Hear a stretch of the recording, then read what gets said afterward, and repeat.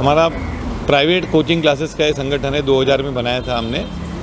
तो ये है कि जो प्राइवेट कोचिंग क्लासेस हैं और जो फॉर्मल एजुकेशन है वो दोनों एक ही हैं। दोनों का उद्देश्य एक ही है कि बच्चों को पढ़ाना, शिक्षा देना, ज्ञान देना और उनका करियर बनाना, ये दोनों का ये है। लेकिन क्या था कि कुछ सालों से ऐसा हो गया था पहले कि मीडिया में कि अलग अलग हो गया कि भाई कोचिंग क्लास अलग है और स्कूल और कॉलेजेस अलग हैं, ये दोनों अलग अलग काम करते हैं। लेकिन ये ऐसा नहीं है। आज देखिए कितने सारे फेलिसिटेशन हमने किए और हम ये 2009 से कर रहे हैं। उसमें हम कॉलेज के टीचर्स को भी लेते हैं, प्रिंसिपल्स को भी लेते हैं, पब्लिशर्स को भी लेते हैं और जो कोचिंग क्लास के टीचर्स हैं उनको भी लेते हैं। तो ये संगठन अभी 22 साल हो गया। मैं फाउंडर मेंबर हूँ फर्स्ट, और हमने ये एसोसिएशन बनाई। आज मैं बहुत खुश हूँ कि 22 साल हो गए और एक सेकंड जनरेशन, सेकंड लाइन आ गई है जो बहुत अच्छी तरह से एसोसिएशन को आगे लेके जा रही है। सर, पहले तो हमारी एक रिकमेंडेशन आती है जो मेंबर से, फिर हमारा खुद की एक टीम होती है जो इंक्वायरी करती है। और सर, जो प्रोफेशन में 20-30 साल से है उनके बारे में सभी को पता होता है कि कौन क्या कर रहा है, कौन कैसा काम कर रहा है। कोई अवार्ड ही नहीं होगा जिसने 2 साल 5 साल काम किया हो और वो छोड़ के गया हो या 5 साल 3 साल से आया हो उसको अवार्ड दिया हुआ।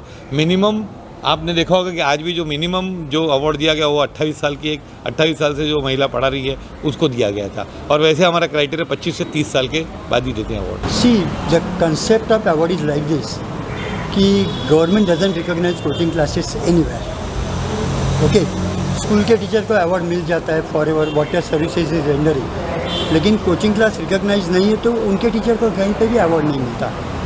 तो उस हिसाब से हम लोगों ने सोचा चलो भाई जो कोचिंग क्लास इंडस्ट्री को सपोर्ट कर रहे हैं उन लोगों का सम्मान यहाँ पे होना चाहिए। बिकॉज मुझे लगता है कि आजकल के दौर में coaching class is a supplementary system. अभी आज सबके बच्चे हैं, भाई है, बहन है, कोई ना कोई किसी ना किसी कोचिंग क्लासेस में नॉर्मली जाता ही है। So I think coaching class is a need of the hour. तो ये सोच के हम लोगों ने देखा कि भाई गवर्नमेंट अगर कोचिंग क्लास टीचर को रिकॉग्नाइज नहीं कर रहा है तो हमारे लोगों को हम लोगों को ही रिकॉग्नाइज करना चाहिए। इसके लास्ट 7-8 साल से ये हम लोग कंडक्ट कर रहे हैं। तो उसमें हम लोग क्या करते हैं, जो सीनियर टीचर जिन लोगों ने 30 ईयर्स का सर्विस दिया है कोचिंग क्लास इंडस्ट्री को, उनको हम लोग यहाँ से फेलिसिटेट करते हैं। थोड़ा आउट ऑफ मुंबई जुड़ने के लिए मुंबई के बाहर जो कोचिंग क्लासेस है उनके पास से कोई एक टीचर को हम लोग लेते हैं। देन हम लोग जो पढ़ाते हैं किसी ऑथर के बुक से पढ़ाते हैं, तो हमारे टीचिंग में उनका कंट्रीब्यूशन तो है। तो इसके लिए हम लोग ऑथर को भी इस फंक्शन में हम लोग इन्वाइट करते हैं। और प्लस इन सब को सपोर्ट करने के लिए हम लोगों को बाकी लोगों का भी सपोर्ट मिलता है। जैसे हमारे स्पॉन्सर्स है, आप जैसे लोग हैं जो हम लोगों को सपोर्ट करते रहते हैं। तो this is our biggest function. So because of that हम लोग उनको यहाँ पे फेलिसिटेट करते हैं। तो that is the object for this. My name is Rajesh Kasat. मैं सेक्रेटरी हूँ इस संगठन का, महाराष्ट्र क्लास ओनर्स एसोसिएशन का। ये हमारा 2nd ईयर इस टीम का चल रहा है। एंड हमारे संगठन में हर 3 साल में नया टीम, नए लोग ऑफिस बेरर्स बनते हैं। तो मुझे मौका मिला last year as a secretary बनने का। ये संगठन क्लास ओनर्स ने क्लास ओनर्स के बेनिफिट के लिए बनाया है। जैसे हम कह सकते हैं for the class owners, of the class owners and by the class owners. क्योंकि कोचिंग क्लासेस को गवर्नमेंट की डायरेक्ट कोई मान्यता नहीं है। इनफैक्ट काफ़ी सारे ऐसे मुद्दे हैं जिसके ऊपर क्लासेस चाहते हैं कि गवर्नमेंट उनको मान्यता दे, बट गवर्नमेंट के लिए कोचिंग क्लासेस एक पैरेलल एजुकेशन सिस्टम बन चुका है। और कोचिंग क्लासेस की ज़रूरत इसलिए भी है कि आज जेई, नीट जैसे अलग अलग एग्ज़ाम्स जो होती है उनका ट्रेनिंग कोई भी रेगुलर स्कूल या कॉलेज में नहीं होता है, वो सिर्फ क्लासेस ही कराते हैं। तो इसलिए इन क्लासेस को सर्वाइव होना, उनका और बेनिफिट होना, इसके लिए संगठन काम करता है। तो MCOA started in the year 2000, primarily being an association for coaching classes members. Over the years, we have evolved. As you can see in today's function, we have invited just not class owners, but there are lot many school, colleges, their trustees, their principals, normal teachers who are also a part of this particular event today. So over the years, we have evolved from only being focused towards coaching classes industry. Now we are covering the entire education sector together. The idea of MCOA is to come together, share ideas, share resources, understand where the industry is going and embrace best practices so that each student receives the best what he deserves for.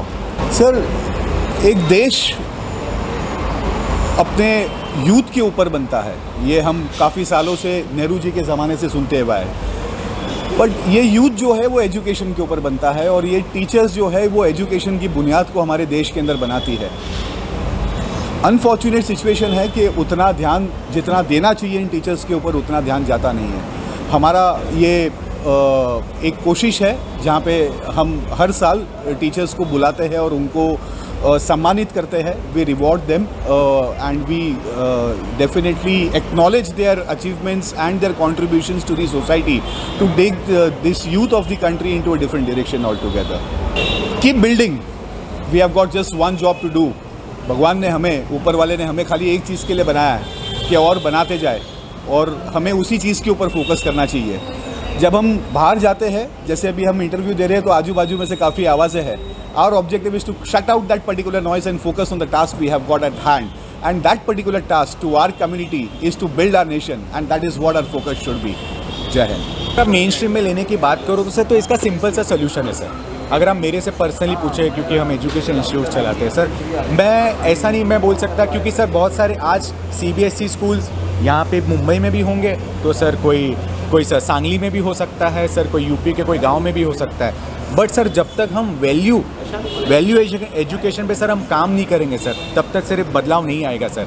आज हमको हमारे बच्चों को inspire करना है, प्रेरित करना है और ट्रेन करना है कि भले ही टायर 2 टायर 3 सिटी से लोग आ रहे हैं, बट आपको उनको इक्वली रिस्पेक्ट देना है। जब तक सर हम वैल्यू एजुकेशन पे काम नहीं करेंगे सर, तब हमारी शिक्षा नीति सर दुनिया की सबसे अच्छी शिक्षा नीति है, लेकिन सर अगर हमने वैल्यू एजुकेशन पे काम नहीं किया सर, तो उसमें बदलाव आने की सर कोई गुंजाइश ही नहीं है सर। हम वैल्यू एजुकेशन पे काम करेंगे सर, बच्चों को हम अच्छे वैल्यूज़ देंगे, अच्छे प्रिंसिपल्स देंगे, हम बताएंगे कि कैसे ट्रीट करना है। राइट फ्रॉम सर, मैं सिर्फ बच्चों की नहीं बात कर रहा। आज सर हम अपने लोअर लेवल जो स्टाफ होता है, हमारे प्यून्स को कैसे ट्रीट करना है, हमारे शिक्षकों को कैसे ट्रीट करना है, शिक्षकों में भी सर कॉम्प्लेक्स एक होता है, तो तभी सर वो बदलाव आएगा। मेरे हिसाब से sir it's all about value education, nothing else sir. नमस्कार, मैं दिनेश कुमार गुप्ता।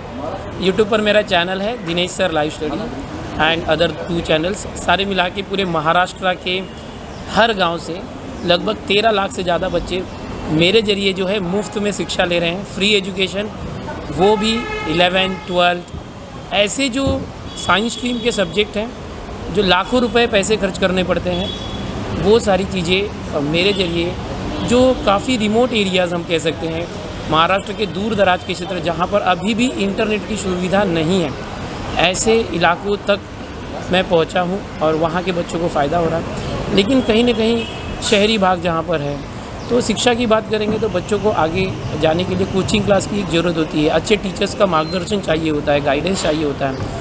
तो यहाँ पर जो कोचिंग क्लासेस ओनर्स हैं बहुत सारे, बहुत ही हाईली क्वालिफाइड होते हैं, लेकिन आज गवर्नमेंट सेक्टर में बहुत सारे काबिल टीचर्स को जगह नहीं मिल पाती, वो स्कूल हो या कॉलेज हो।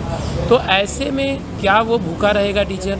ऐसे में बहुत सारे जो टीचर्स हैं खुद ही आगे बढ़कर बच्चों को पढ़ाने के लिए अपना कोचिंग का व्यवसाय शुरू करते हैं और बहुत बड़े पैमाने पर जो कोचिंग क्लासेस का जो स्वरूप है अब हो गया, जिससे बहुत सारे बच्चों को बहुत फ़ायदा